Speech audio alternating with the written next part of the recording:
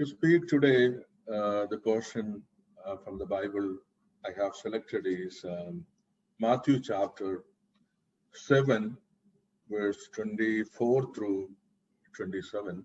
Let us turn our attention to Matthew chapter 7, verse 24 through 27. Therefore, everyone who hears these words of mine and puts them into practice is like a wise man who built his house on the rock. The rain came down, the streams rose, and the winds blew and beat against that house. It did not fall because it had its foundation on the rock. But everyone who hears these words of mine and does not put them into practice is like a foolish man who built his house on sand. The rain came down, the streams rose, and the winds blew and beat against that house, and it fell with a great crash. We thank God for these verses. May God speak through this passage. We know that Matthew chapter 5, 6, chapters 5, 6, and 7, often known as Sermon on the Mount. And that portion, the Sermon on the Mount, ends with a parable, which we read here, the parable of two builders, the wise and foolish builders. And when we read verse 28 and 29, those are the last two verses of Sermon on the Mount. There we read that when Jesus had finished saying these things, the crowds were amazed at his teaching, because he taught as one who had authority and not as their teachers of the law. So the crowds, the hearers, the audience of our Lord were amazed. We know that especially in Matthew's Gospel, this particular expression is oft repeated. That was the common response of our Lord Jesus Christ. Whenever he taught, the crowd, his audience, were amazed at his wisdom. And also there we read in verse 29 that they were amazed because he taught as one who had authority. So often the Jewish rabbis, they would quote some other rabbis to substantiate their teaching, to support their teaching. They would say, Rabbi Hillel said like this, or Rabbi Shammai said like this, in order to get authority to what they teach.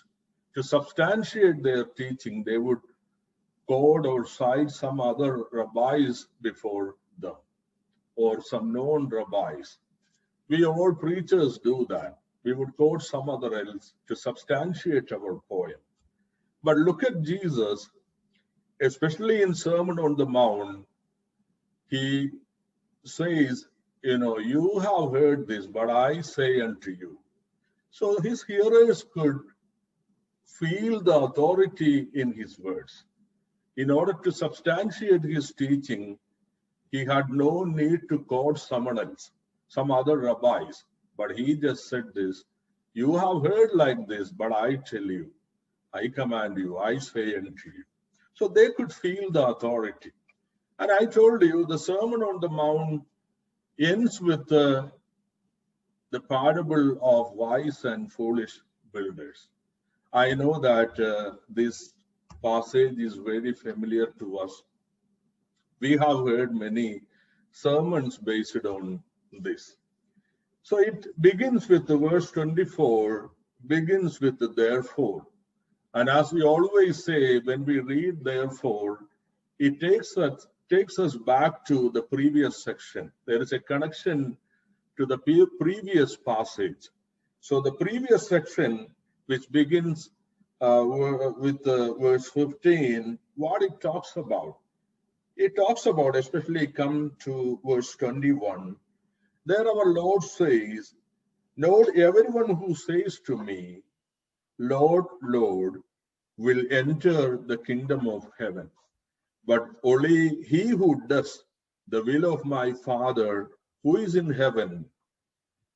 So, especially focus that verse 21, that particular expression, not everyone who says to me, but over against that, we read, he who does the will of my Father. It is not everyone who says to me, but the one who does the will of my Father who enters into the kingdom of God. So saying and doing. So Jesus wants to highlight that same idea, focusing or portraying the picture of two builders, the wise and foolish builders. The same idea is continued in the passage which we have read. The difference between saying and doing. Not everyone who says, Lord, Lord, but the one who does. Hallelujah. So verse 24, our Lord says, therefore, as a continuation of the previous passage, previous pericope, where our Lord emphasized the significance of doing. It is not just saying, but doing what I have commanded you, what I have instructed you. The importance of doing. The doers will enter the kingdom of God. So therefore, everyone who hears these words of mine, we know that the entire Sermon on the Mount, Jesus gives instructions or the kingdom, he was proclaiming the kingdom principles. So much of the passages are very familiar to us. So talking on that, the kingdom principles, after proclaiming the kingdom principles, our Lord says, therefore everyone who hears these words of mine, my words are transformative, my words are powerful. Hallelujah. Everyone who hears these words of mine and puts them into practice. So hearing the words and putting them into practice. The same idea was emphasized in the last passage, as I pointed out. So everyone who hears the words of mine and put them into practice is like a wise man who built his house on the rock, building the house on the rock. At this point, we need to understand that the rock, the idea of rock or the word rock, the Bible often speaks metaphorically of God or Christ as a rock. We know that. So I would just highlight a few verses just for our understanding. I told you in the scripture, or the scripture metaphorically uses the word rock to denote God or Christ. So in Genesis chapter 49, we know that particular chapter, Jacob blesses his sons. Then coming to verse 24, I'm talking about Genesis chapter 49, verse 24. There we read, because of the hand of the mighty one of Jacob, because of the shepherd, the rock of Israel. So there we read God as the rock of Israel.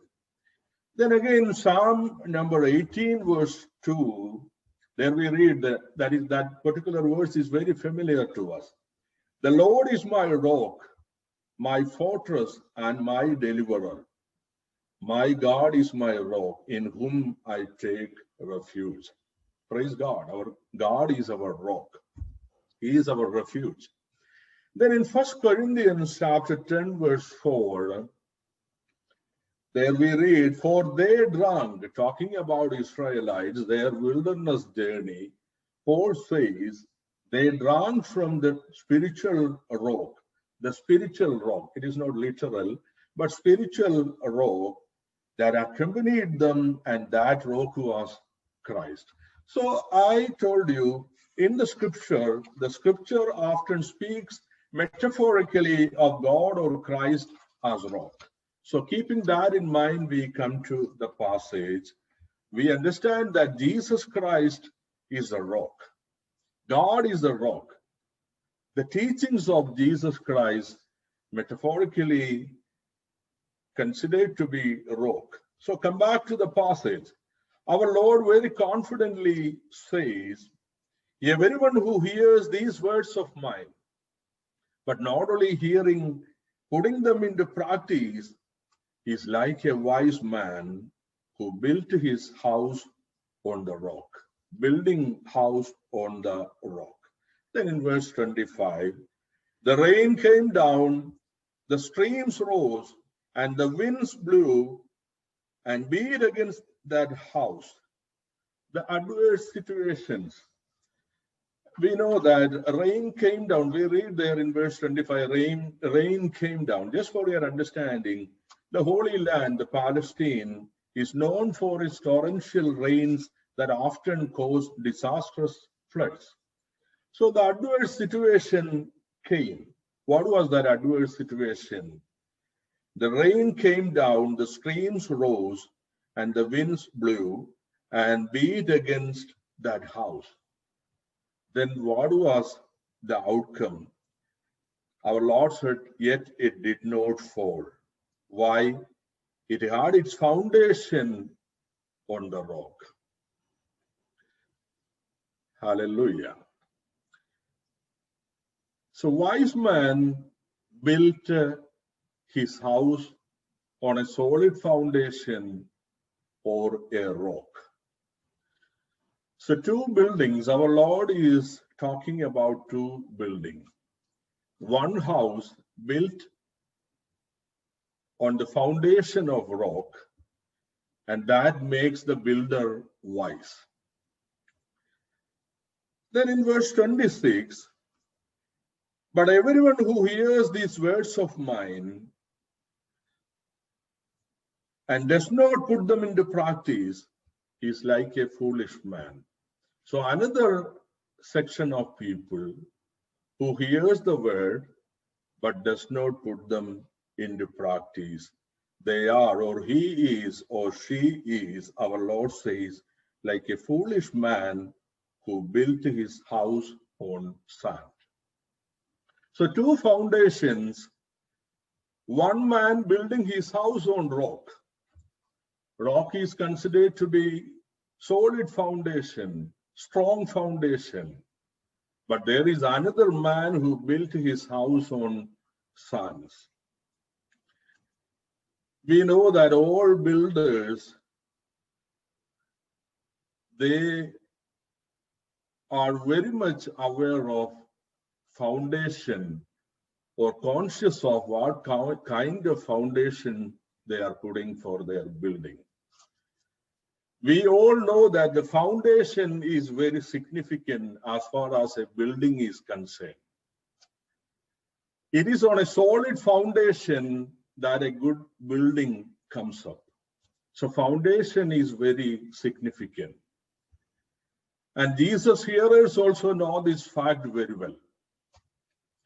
And people in any ages, they know these facts very well. That is the reason why this message becomes timeless. Our Lord's hearers also understood the significance of foundation. So when our Lord speaks to them about two buildings, one built on a rock and another built on the foundation of sands, his hearers could understand that. And we living in 21st century, we also recognize the significance of foundation in building a house. So that is how the message of our Lord becomes timeless. Our Lord was a good communicator. We know that. He could communicate using the parables, using the metaphors or imageries from everyday life. He could communicate well. So his hearers could understand the message. So after talking in chapter 5, 6, and 7, which we often call Sermon on the Mount, giving the instructions or the rules of the kingdom of God, kingdom principles, our Lord says, whoever hears my words And not only hearing, putting them into practice is like a man who built his house on a solid foundation of a rock. That's why he is called a wise man. And whoever hears my words and does not put into practice, he is like a man who built his house on a fragile foundation, a foundation of sand. And that's why he is called a foolish man. Look at there, the adverse situation of weather. Two houses, the house built on the rock and the house built on sand, these two houses had to face, in Jesus' words, in our Lord's words, the same adverse situation. Understand this morning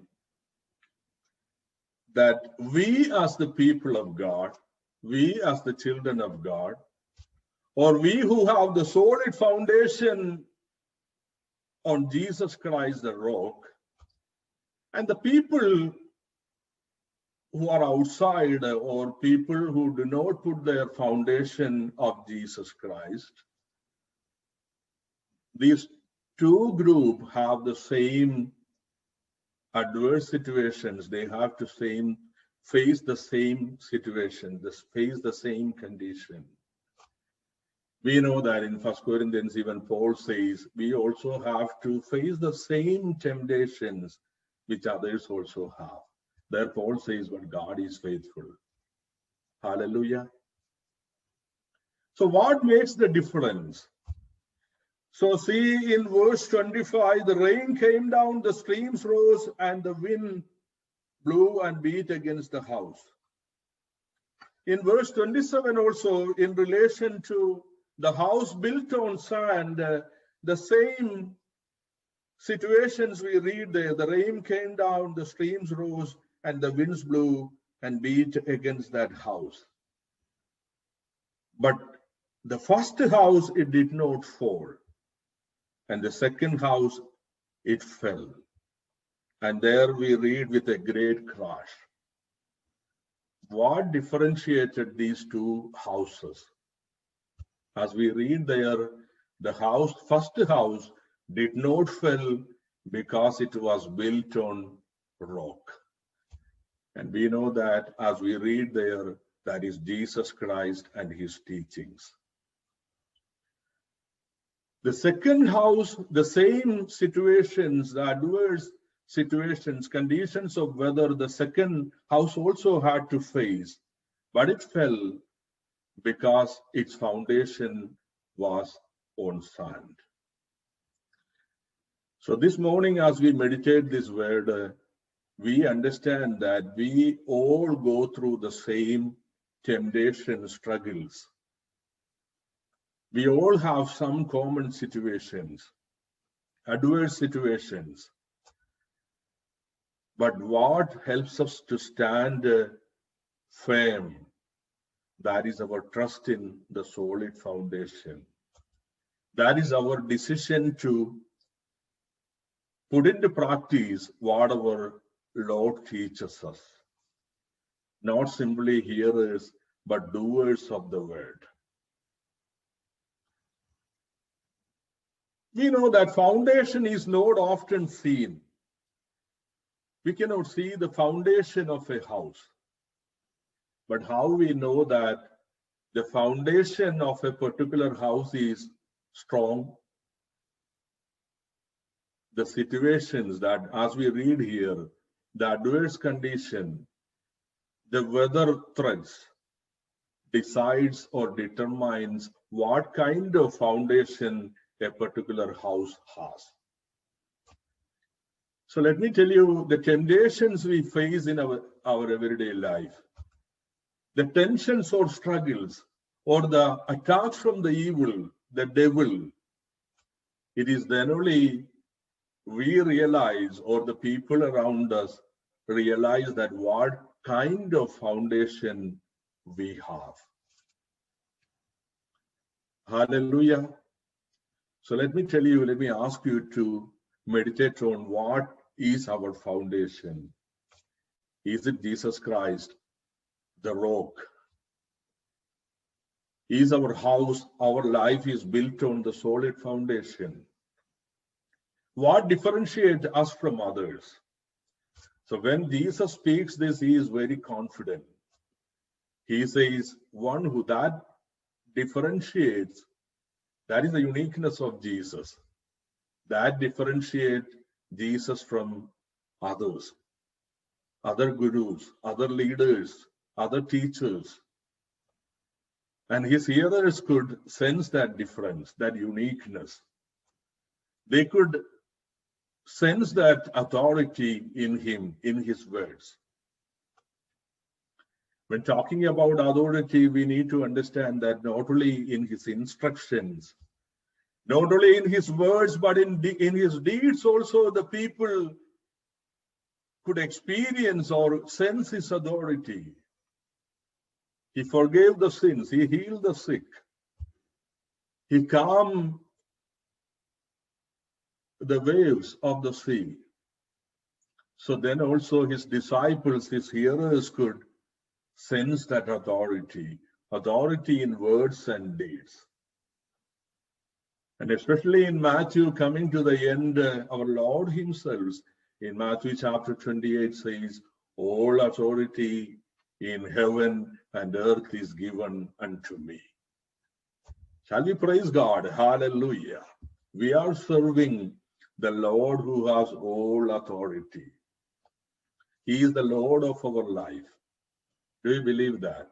Whatever situations we are going through, let me tell you this morning, Jesus Christ is the Lord of our life. As I often say, there is no storm in our life that our Lord cannot calm. Because he has authority, not only in his words, he has authority in his deeds as well. He has authority over the nature. He has authority over our life. This morning we have to ponder on that. We have to believe that. Hallelujah. Whatever struggles we are going through, he is the Lord of our life. Hallelujah. So Jesus, speaking on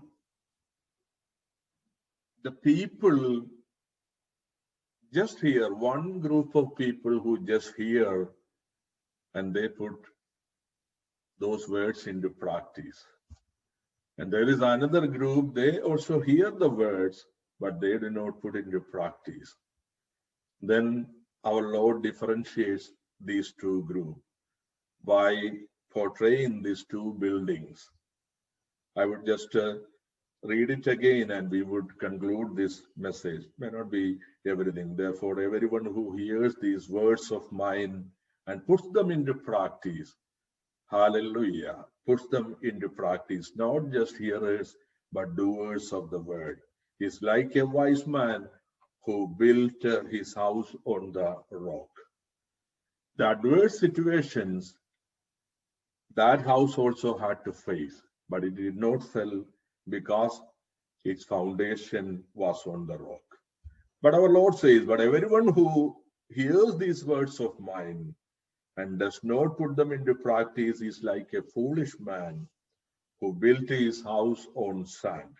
That house also had to face the same weather situation, the flood, the rain, but it fell with a great crash because its foundation was fragile. It was built on sand. Hallelujah. So let us be not only hearers, but doers of the word. That gives a strong foundation in our life. Let us put our foundation on him, our Lord Jesus Christ and his teachings, so that the building, our life, our faith will not be shaken. We will stand firm. May God bless us through these verses, through this message. May God bless you. Hallelujah.